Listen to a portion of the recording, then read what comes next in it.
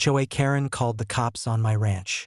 She stormed up my driveway like a human hurricane, waving her HOA handbook and muttering threats that sounded more like a villain's monologue than a reasonable complaint.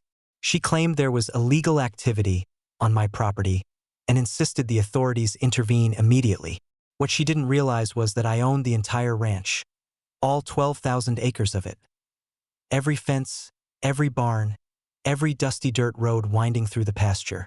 I had worked decades to build this place, turning it from nothing into a self-sufficient, sprawling sanctuary.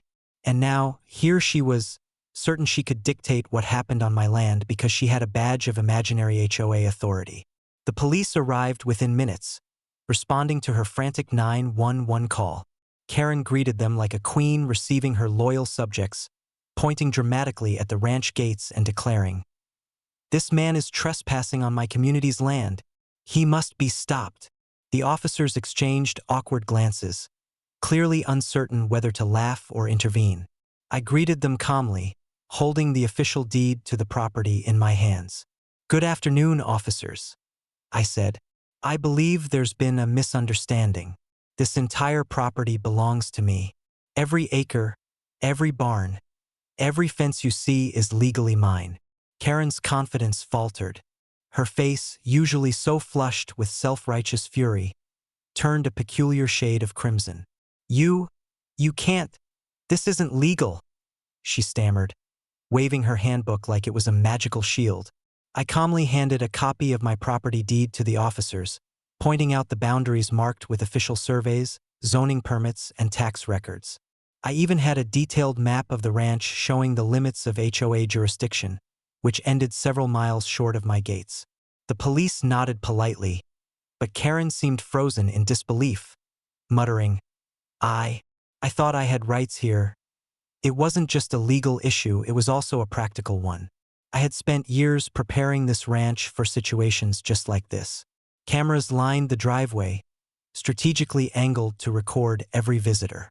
Motion sensors activated floodlights whenever anyone approached uninvited. A few very territorial cows, carefully trained to patrol certain areas, had wandered close enough to observe Karen from a safe distance. They mooed ominously as if to say, "You don't belong here." Karen tried to assert herself one last time, demanding I turn off my sprinklers because they were violating HOA water regulations. I leaned against my truck, smiled, and replied, "Funny. Those HOA rules don't apply to my property." Her mouth opened, then closed. She muttered something incoherent about community standards, but the words lacked conviction. By the time the police left, Karen was standing alone at the end of my driveway, red-faced, humiliated, and furious. She had called reinforcements from the HOA, but word of the deed and my legal boundaries had spread quickly. Her friends realized that anyone daring to challenge me here was wasting their time and energy. She fumed as she finally retreated to her car, muttering threats under her breath that sounded more like a frustrated villain than a concerned homeowner. I took a slow stroll along the perimeter, checking the fences and gates. The cows wandered lazily through the pasture, apparently satisfied with their new roles as defenders of the land. The cameras were humming softly, recording every moment, ensuring that any future misadventures by HOA Karen or her allies would be documented. As the sun dipped behind the hills, painting the sky in streaks of orange and purple, I finally allowed myself a small smile. This incident had proven something crucial. Calling 911, waving a handbook, or yelling at the top of your lungs does not give you authority over someone else's property. Laws, deeds, and preparation do. I returned to the house, poured a cup of coffee, and sat on the porch. The ranch was quiet again.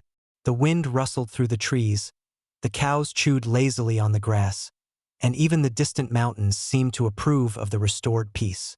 Karen might try something again. She always did. But this time, she had learned a hard lesson.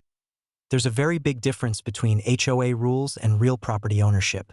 And for me, that difference was worth every anxious phone call, every early morning survey, and every fence post driven into the ground over decades.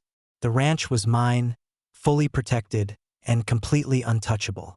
HOA Karen could call the cops until her arms ached, but no badge, handbook, or tantrum could change that fact. I leaned back in my chair, listening to the gentle hum of life on my property. The sun disappeared behind the hills, casting long shadows over the fields. For the first time that day, I felt truly, undeniably victorious.